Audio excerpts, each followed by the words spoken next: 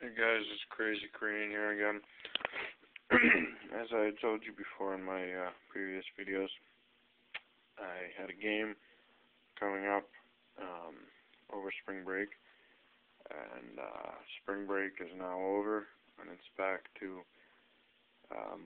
life, and that sucks, but without school I'd probably be bored all day.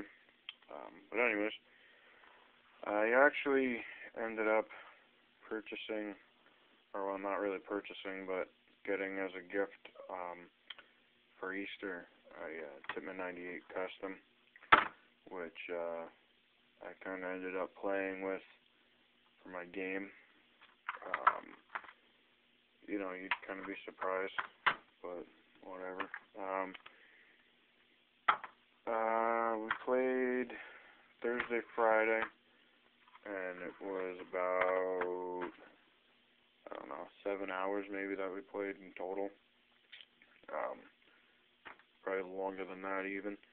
And then we played with this also over Easter break when my uncle came up. So this gun has probably about a good 2.5 cases on it just in a week that we've owned it. I did play with the Eggy 3 on there.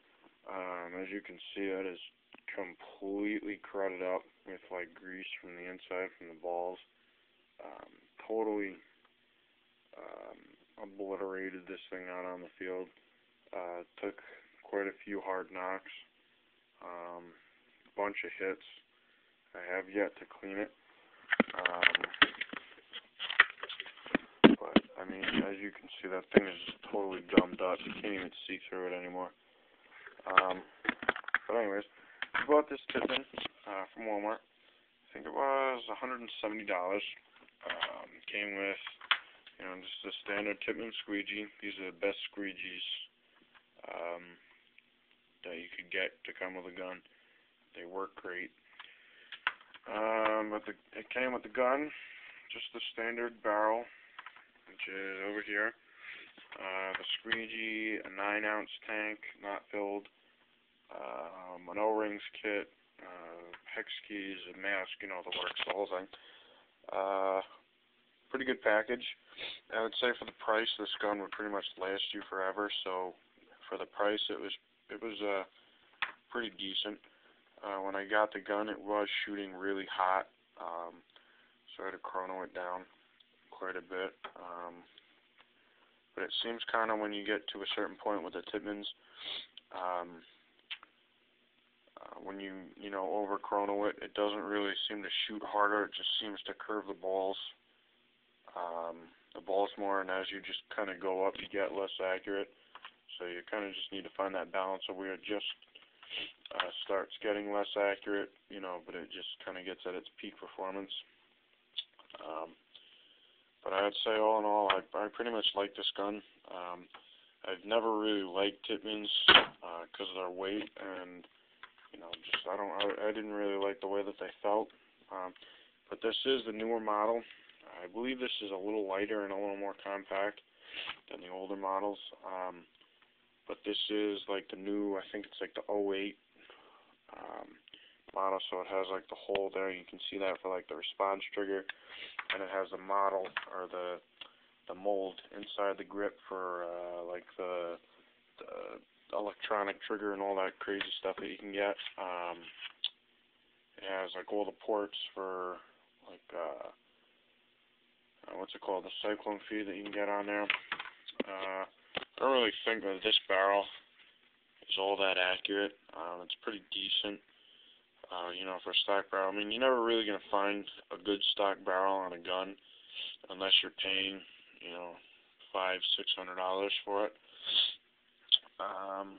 But, pretty much, this gun, I was actually really surprised to find out that this weighs, with barrel on it, I think it was like almost 3 ounces, just 3 ounces more than the Vibe with the battery and the barrel, the 14-inch linear on it, which was really surprising.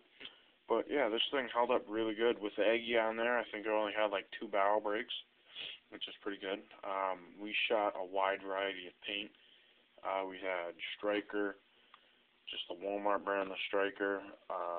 We had Impact paint, we had Monster Balls, we had Nelson paint. I think we had 4 or 5 different types of paint, and I pretty much shot them all through this gun. It handles all the paint pretty good. I did find that the Monster Balls do actually work pretty good with this, because they're a little smaller and it's a little harder for it to chop them.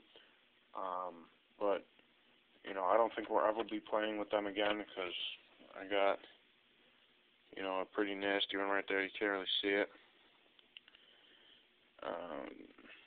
But I got a pretty nasty one there. It's been there for a couple days. And I was bleeding when I got shot, and I think it was from like 10, 15 feet away. So yeah, and I think, people were getting hit 4 or 5 times and they weren't breaking. So yeah, we're definitely not going to play with them ever again. Also, I got these gloves for Easter, just the JT gloves from Walmart, $8, $9. They work really good. They feel nice in the hands. The stitching is nice stitching. They have the terry cloth right there, so you can kind of clear off your lens if you get shot in the mask. And speaking of masks, I got my new the JT Alpha Caramel mask. You can see that right there. Also from Walmart, the double pane. I have to tell you, this thing is awesome. For $40 mask, it's this camo, really nice camo. You can see the band there. Really nice camo. Easy to breathe through. I mean, big holes, and they cover the whole thing. The padding inside is actually really nice. It's stiff, but it's actually really nice. You just kind of have to fiddle with the mask and place it on your face the right way. But once you get it where you're comfortable, it's really nice. The double pane lenses, I'd have to say, is probably the best lenses I've played with so far. I think this mask came out with like tax. It was like $45 maybe at Walmart. Yeah, there was one game we had that was, I believe it was like 1:30, around the hottest part of the day, and we were out for probably like, I don't know, we were going for a good 50 minutes at that time, and I was running. It was 2 people on my team and 2 on the other team, and we were basically just running in circles trying to catch up to each other, and I was sweating like crazy, and the salt was getting into my eyes and making me tear up, and it was basically a pool inside of the lens, but it didn't fog at all. I was really surprised. I basically could have wringed out the pads inside of there and gotten, I don't know, maybe, at least 3 ounces of water out of the pads. I mean, that's how bad it was. They really were. I really was sweating pretty good there. And the mask, it really did. It held up good. I got shot in the ear. You probably can't see that. Maybe it's on the other ear. Yep, there it is. I got shot in the ear, and